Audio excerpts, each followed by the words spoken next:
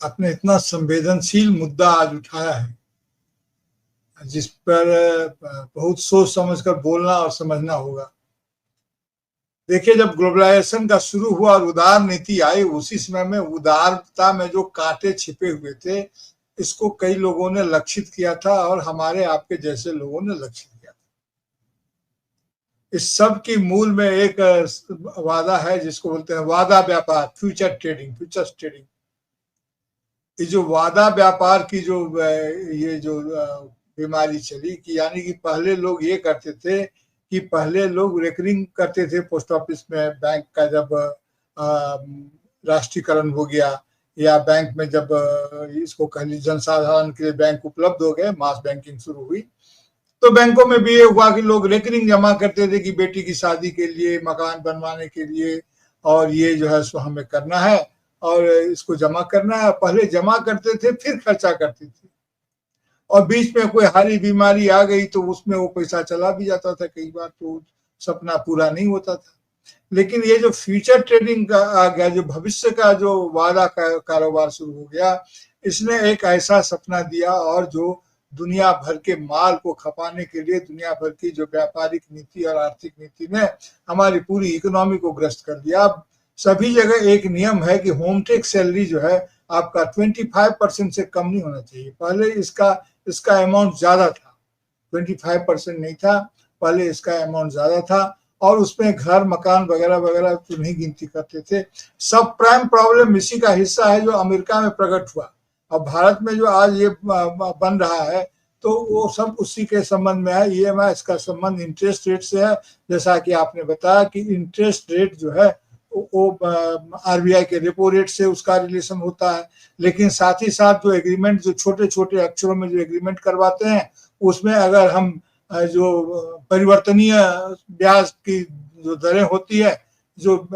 बदल सकती हैं, फ्लोटिंग रेट जिसको बोलते हैं, वो अगर उस पर हमने एग्रीमेंट करके लोन लिया होता है तो जाहिर है कि वो होता है, और नहीं अगर होता है, फ्लोटिंग रेट नहीं होता है, तो कई बार हम उसको नहीं लेते हैं। तो वो उसके पास एक लीगल रास्ता होता है कि वो उससे रेपो रेट कम हो जाने से वो उसको लागू करे या न करे, करे तो कैसे करे और किस प्रकार से करे। तो बैंकिंग सिस्टम में अपनी एक जो है सो एक अलग तरह की उनकी संवेदनशीलता होती है, तो उसका इस्तेमाल करते हैं। ये सच है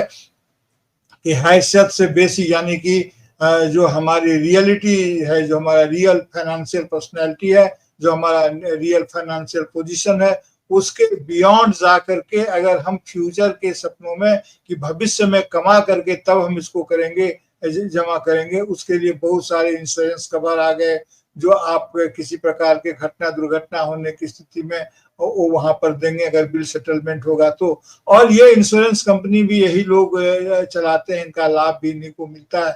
कुल मिलाकर के एक ऐसे जाल में मछली फंस गई है कि जब वो जाल खींचता है तब पता चलता है कि हमारा पानी कम हो रहा है। तालाब के या नदी के खुले पानी में मछलियों का निवास नहीं है, बल्कि वो जो जाल का जो नेट बुना हुआ है उसी नेट में मछलियां जाती है, और उनको एहसास तब होता है जब जाल को ऊपर खींचा जाने लगता है। हाल के दिनों में ये देखा गया कि रोजी रोजगार के घटते अवसर और मुद्रा के जो है सो कमजोर होने की स्थिति में और तमाम तरह की परेशानियों के कारण ये रेट जो है सो काफी संवेदनशील हो गए हैं, और मध्यम वर्ग और हर कोई तो पहले आरबीआई के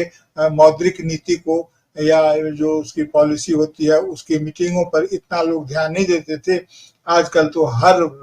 मैंने देखा है ऐसे लोगों को भी आरबीआई की मीटिंग पर ध्यान देते हुए जो कभी भी मुश्किल से ही जिंदगी में या दिन में कभी भारतीय रिजर्व बैंक का नाम लिया करते थे कि अब रेपो रेट क्या होगा, रिवर्स रेपो रेट क्या होगा, और इसकी क्या। तो जो डेरिवेटिव्स है हमारे,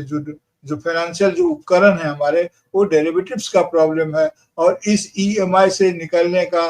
कोई रास्ता नहीं है। क्योंकि इसलिए कि अब देखिए कि इनमें जो इंटरेस्ट जितना हम पे कर चुके हैं, ईएमआई में तो रिक्वेस्ट एंड प्रिंसिपल दोनों मिले होते हैं, और इसकी चालाकियां ये होती है कि आप जब उसको जमा करते हैं तो इंटरेस्ट हमको मंथली बेसिस पर काउंट करता है कई बार, और कई बार हम जो जमा करते हैं उसको ये काउंट करता है 6 महीना पर या साल भर पर एक बार हिसाब करता है। डिपॉजिट हर महीना लेते हैं, लेकिन उसको इंटरेस्ट में उसका जो डिडक्शन होना चाहिए इंटरेस्ट रेट में, उसको कई बार चालाकी से ये करते हैं कि हम सालाना या साल में 2 बार करते हैं। तो एक पूरा का पूरा आपने ठीक ही कहा कि 35% जो हमारा जो लोन अमाउंट है राकेश मोहन समिति रिजर्व बैंक वगैरह में हुई थी, मुझे ठीक से इस समय याद नहीं है, उसने कहा था जो फ्री बैंकों को फ्री कर दिया था, कंपटीशन कर दिया गया था, तो इंटरेस्ट रेट को रेगुलेट करने का रिजर्व बैंक ने शायद उस समय में 2.5 लाख रुपया रखा था, जहां तक मुझे याद है कि 2.5 लाख रुपया तक के ऋण जो है वो उसको आप जो है सो वही मानना होगा, उसको आप ये नहीं कर सकते हैं। उसके ऊपर का ऋण आपका निगोशिएबल है, इसको फ्लोटिंग रेट बोलते हैं, मार्केट के हिसाब से आप कीजिए, और उसमें रिस्क एनालिसिस पार्ट जो होता है वो इन्वॉल्व होता है। तो जो फाइनेंशियल इंस्टीट्यूशंस होते हैं, जो बहुत सारे लोग समझते हैं कि उन्होंने बैंक से लोन लिया है, लेकिन वो बैंक से लोन होता नहीं उनका, उनका लोन होता है एनबीएफसी से, नॉन बैंकिंग फाइनेंशियल कॉर्पोरेशन से होता है, और वो बैंकों से लोन लेते हैं। तो बीच में एक लेयर और आ गया है, तो जो एनबीएफसी का जो काम है उनका रेट ऑफ इंटरेस्ट रेगुलेटेड नहीं होता है, और वो ऊपर नीचे होते रहता है, इसके कारण ईएमआई का अमाउंट भी घटता बढ़ता रहता है,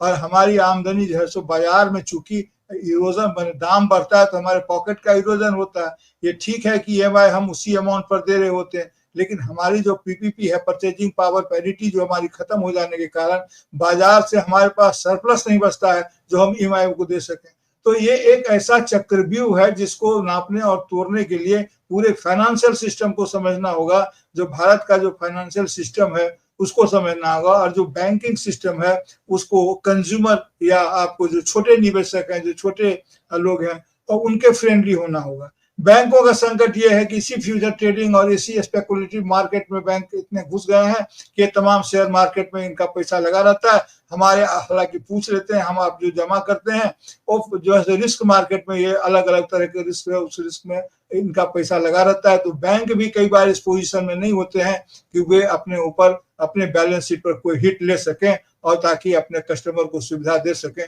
तो ये इतनी तरह की जटिलताएं इसमें विकसित हो गई हैं कि इसको खत्म करने का जो रास्ता है वो बड़ा ही कोई भद्र रास्ता तो दिखता नहीं है, लेकिन लोभ लालच, मैं कहा करता था अक्सर जब लेखों लिखता था तब, कि ये लोन मार्केट चिल्लाता रहता है लोन लोन लोन,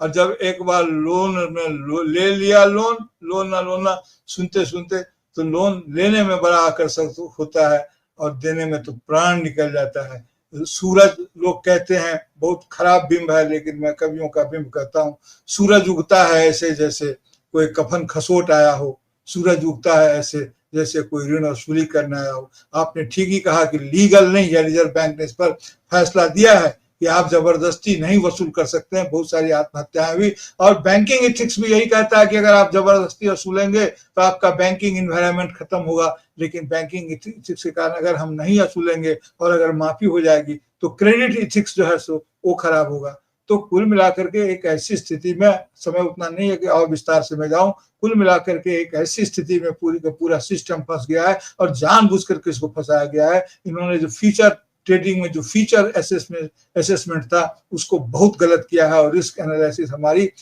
पक्की नहीं थी, लोभ लालच में फंसा हुआ या जोखिम विश्लेषण था, जिसका नतीजा आज पूरी आबादी भोग रही है। सर